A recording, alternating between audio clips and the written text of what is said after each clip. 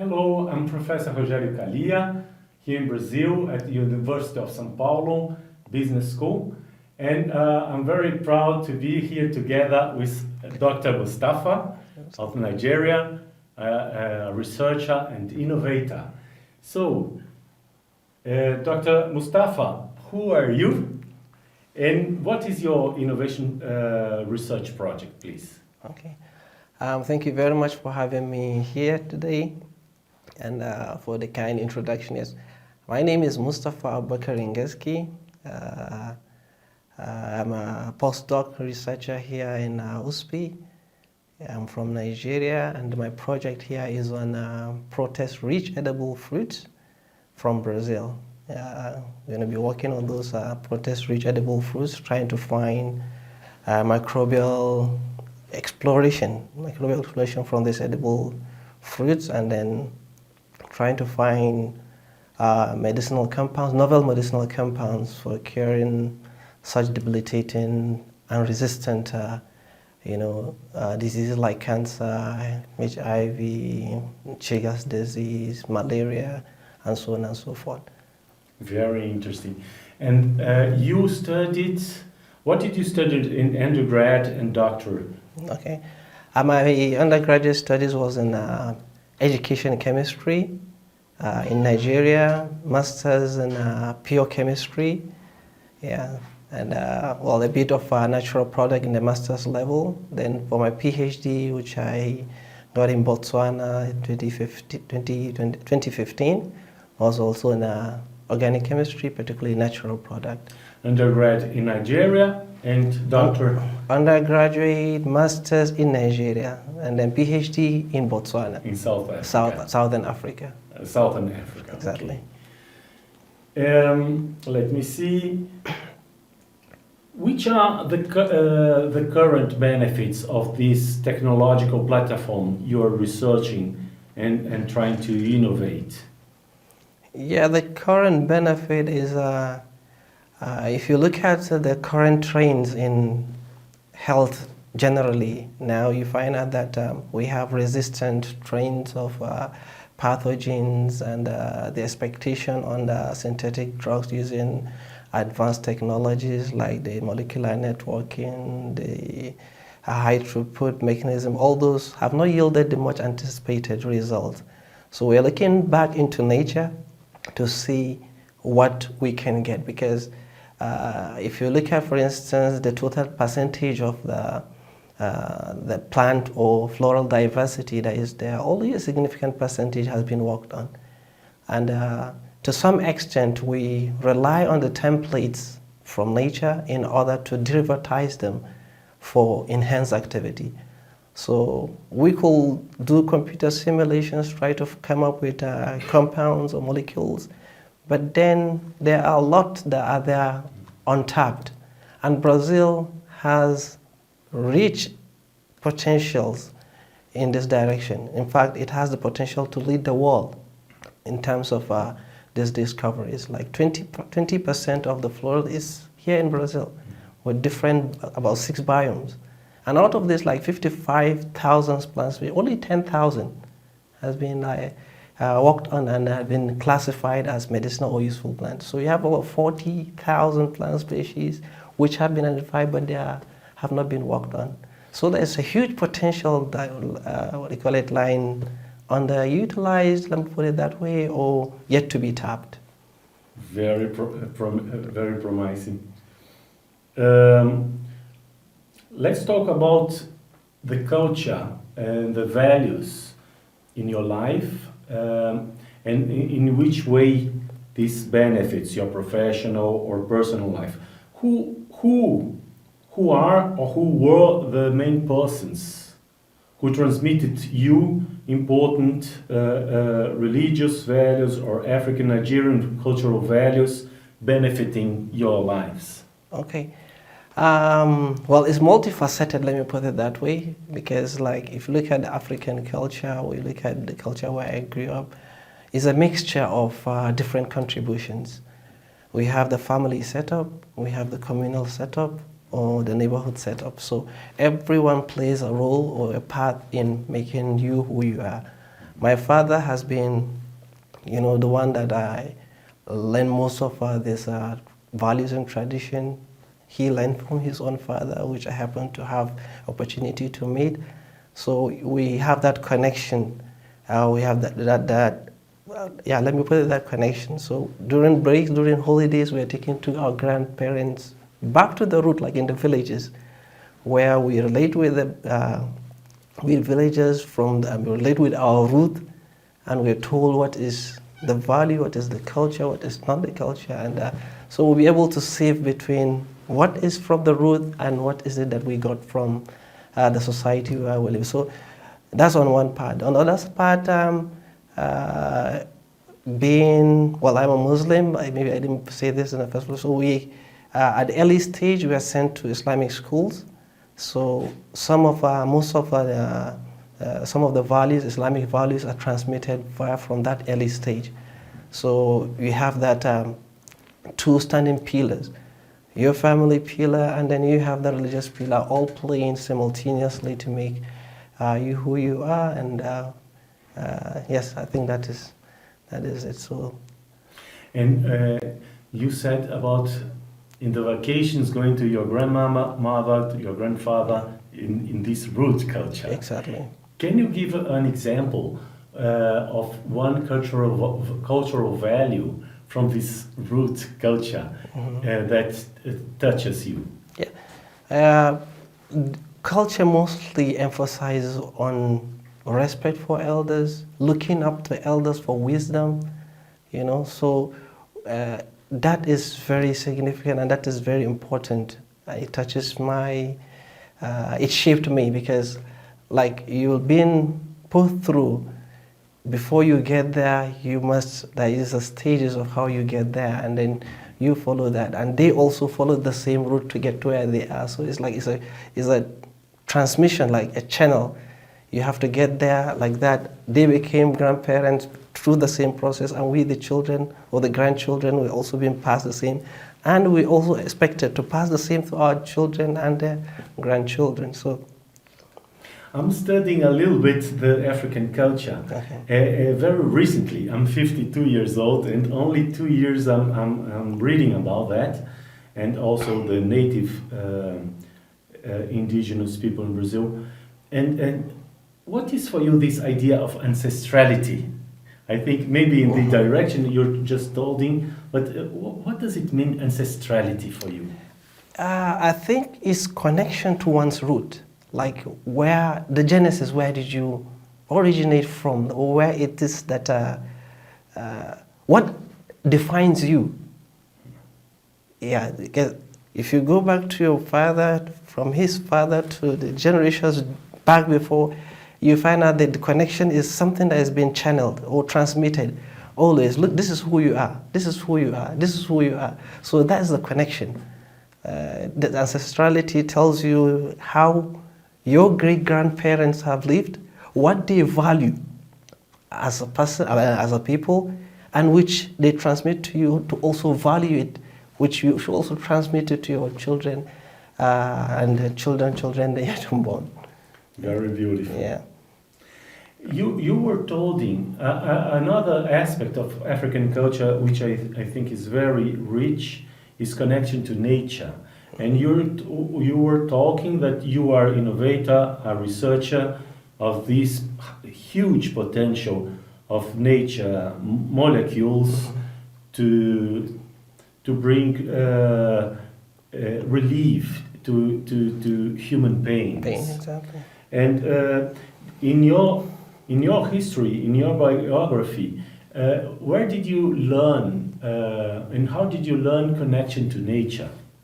Yeah, I think that has been historic, just like you talk about the ancestral. Like our great-grandparents that live in the villages, they have a connection with the nature and they value this nature such that virtually all they depend on the nature. For instance, if they're sick, they look out for herbs.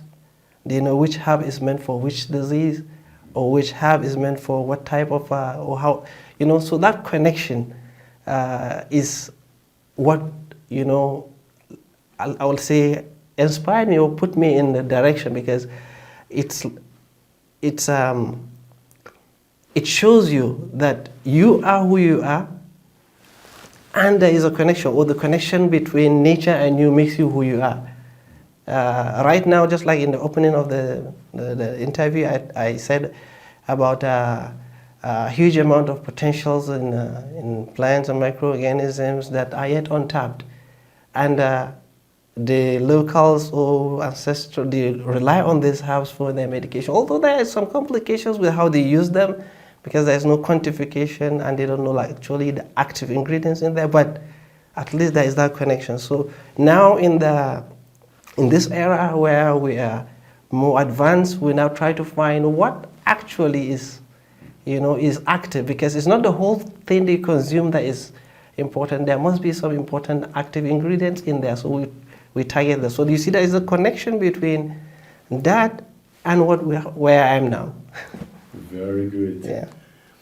And also in this, when I read and talk to people from Afro-Brazilian culture, also this notion of connection to community. And you were talking about you from the city going to the villages. How was all the childhood like that you were going in the vacations to a village? And how is the experience of connection to a community?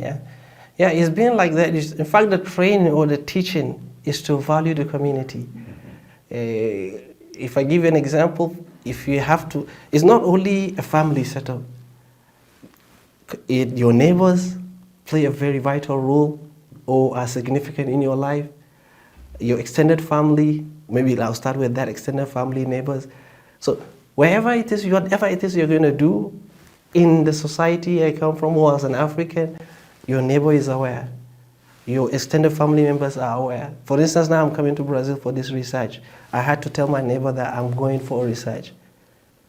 My extended family are all aware that I'm coming here for research. So, in fact, it's not even like a long distance. Even if like you're going to Sao Paulo, you tell your neighbor that I'm going to be away.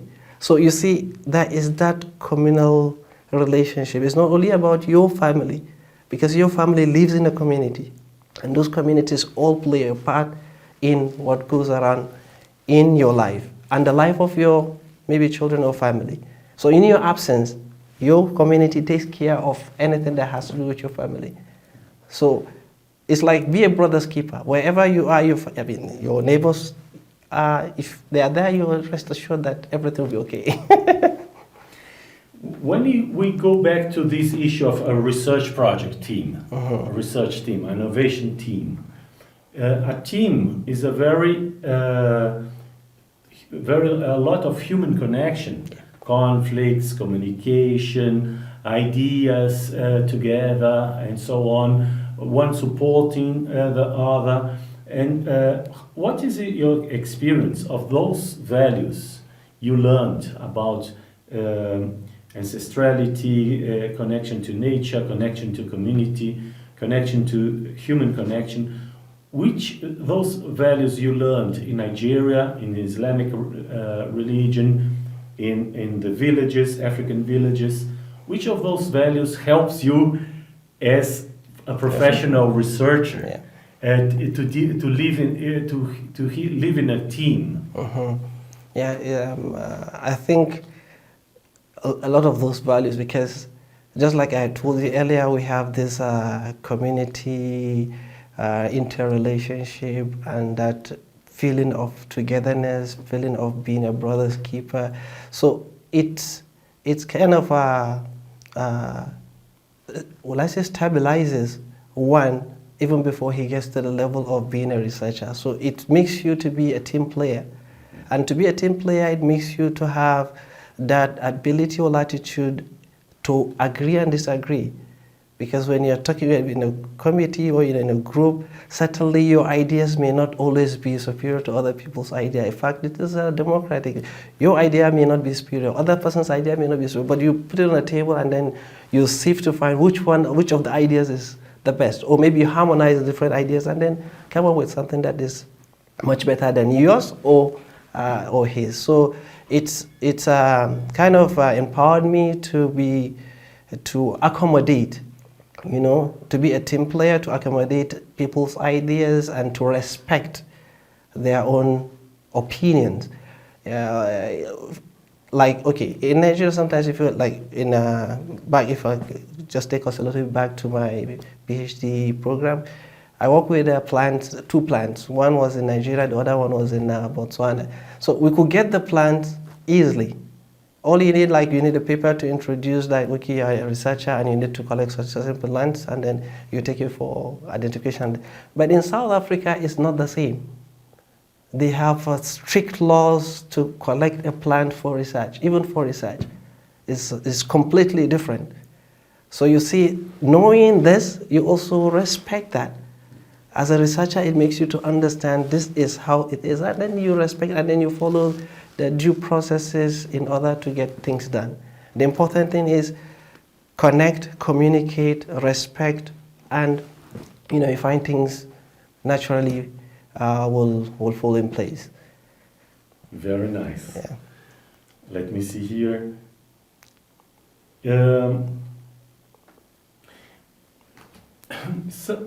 Some people write about African culture that Western culture is individualistic, egoism, and African culture is collectivism, community. But some African philosophers say it's not like that. It's community is not the opposite of individuality. It is possible to be a subjective way, the subjectivity way, and to construct your individuality without egoism. Some philosophers in Western culture say that, and someone in African culture also say that. How is for you to construct this subjectivity experience of the personhood without egoism, but not only being limited? It's very good to honor community, to honor ancestrality and culture, but how is to think by yourself and to make decisions for yourself, and how is for you to deal with those potential antagonism between the freedom of individual freedom of yourself and the community? In which way that can be not a contradiction, but a synergy. Yeah, I understand. Well, in totality, just like you said, some researchers have found this individualistic opinions about things, but there is the generality of the community influence in what you do. Yes, it's true, and if you put that on percentage, the other one where you have the community influence has more percentage than individualistic. So it's quite true. And as a researcher, to some extent, you need to be individualistic when it gets to certain levels.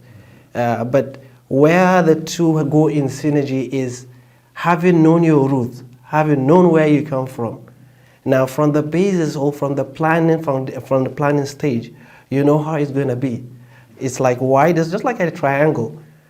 As it goes up, it gets to a level whereby you now have to, you understand, but you didn't tamper with, there's no any conflict at the base level, but at the extreme level, at the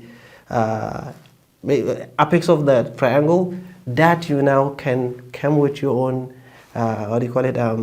opinion about things, or make judgment, and of course those judgments will not contradict what has been the foundation. So there is the individualistic part, particularly if you're in research, because if you look at it, it's like it's a conflict sort of, or not conflict per se, but it's something that you have to strike a balance between you being on one side, many being on the other side. So you want to, you have to strike that balance in the foundation stage. But as you go along, you get to a point whereby now the individualistic ideas or opinions will now kick in, and then of course you as a scientist, you're not biased. So whatever it is being said is to come, just like I said, there needs to be connectivity, communication, there needs to be understanding and respect. So when you have that established, at the tail end, whatever it is you're going to come up, it's not going to conflict what you already have in the initial start.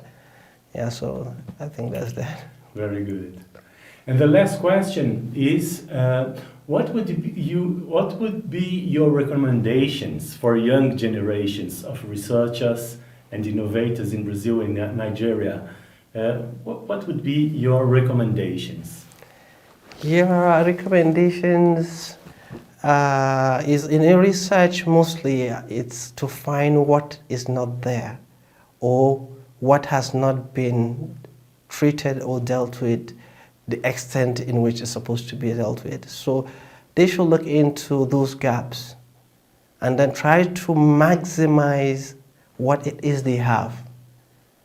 What it is they have is start from home. You know, Brazil is big. In fact, it should be a continent, not even a country, because it's big enough to, and you have huge potentials here. There are a lot of, the world will look up to for a lot of things from Brazil. So they should look into what they have and try to maximize that. Just like I gave example of the plant diversity that is here. A lot has not been looked at. I'm a little bit biased because of my field. I'm a scientist, so probably I was talking about plants and microbial organisms. There are a lot of them that has not also been, looked into. But the advice or the suggestion should be try to find what is not actually discovered or what has not been treated in the way it should be treated, or what. Try to identify gaps. Yeah, and then in science we have like this thing like risk taking. You take a little risk because sponsors, they look at, if you leave your comfort zone, how will you thrive?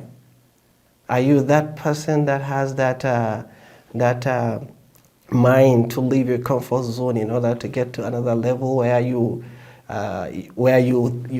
of course the background should help you, but then it is a risk level, and to see how you explore in that environment. So they should look into that. They should challenge themselves a little bit from the level they are comfortable to a level that probably they are not comfortable, but within the same field of their chosen endeavors. Yeah, I think that is that. And then they should have, patience is also very important. It doesn't just happen one day, so they need patience, which is mostly lacking in youth today. They want to get it immediately, so it doesn't just happen sometimes like that. They need patience. They also need to be, they have contentment. I should put contentment there also.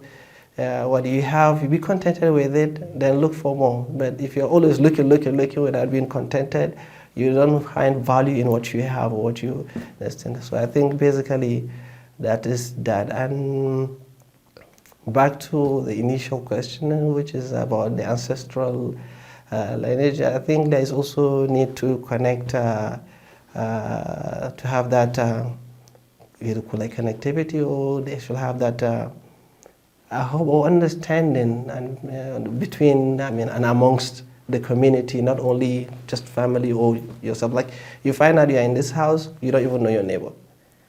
You don't even know who your neighbor is, and it doesn't matter, because why should you even have to know your neighbor? Because, but I think that being togetherness, this is also very important. It helps life, it helps life significantly. Yes. I do have a more question. Okay. I said it was the last one, but I have a more question.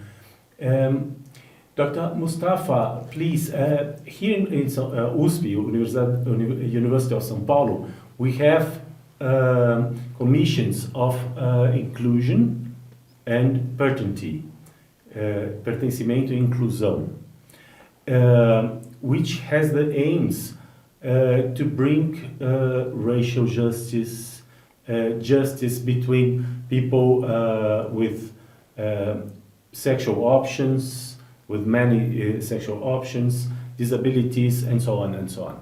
So diversity and inclusion. People can feel I am part of USP. I'm proud to be part of USP. And I am developing very initially my project, Mindfulness for Deconstructing Racial Bias Mentally for racial institutions and for white people, and dialogues to honor the African culture, Afro-Brazilian culture and values.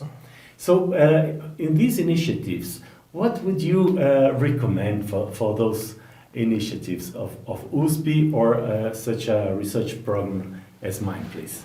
Okay, thank you for the question again, and let me begin by using myself as an example.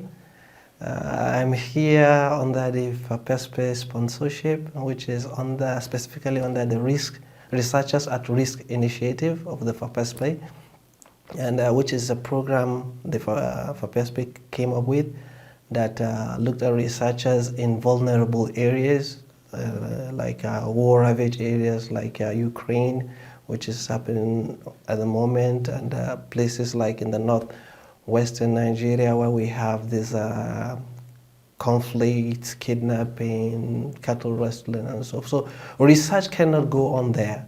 You find out that so if something is not done, whatever the good initiative plans that are there, you find out that they will just be buried. So FAPESP came with this idea or this program, and then it is on that basis that I'm here. So you could see if that could be replicated in your plan, aiming or looking at principally the objective of why you said that, because it's about inclusion. So you could come up with an initiative that allows the sponsorship for people from vulnerable areas, particularly that's centered on an area of our interest, inclusion and diversity. Open up some kind of initiative that will bring in more of people from these areas, like the educationally less developed areas or the people at risk areas in terms of inclusion. So whoever comes in as a researcher or as a fellow under that sponsorship, you find out that at the end he's going to be an ambassador to the program. So when he gets back to his locality, he's going to speak the language of the places that he had been. And you find out that to hear from someone is better to hear from, I'll put it this way, to hear from someone else is better to hear from you within. What I mean is, if I am from there and I'm here, now if I speak with the people where I come from is much more, taken in as somebody from different place coming to speak. So being an ambassador of that, you find that we go back and speak, the objective or the principle or the philosophy of what the program is all about. And you find out that with time, it diffuses that, or it neutralizes that gradually, because it's something that will take some time in order to get it out of the equation, but it's doable. Although it will require patience, but it's doable, and then it needs checks and balances along the line. But in that way, you find out that you bring different people that are the target all together. So that is that connectivity, there is that inclusion.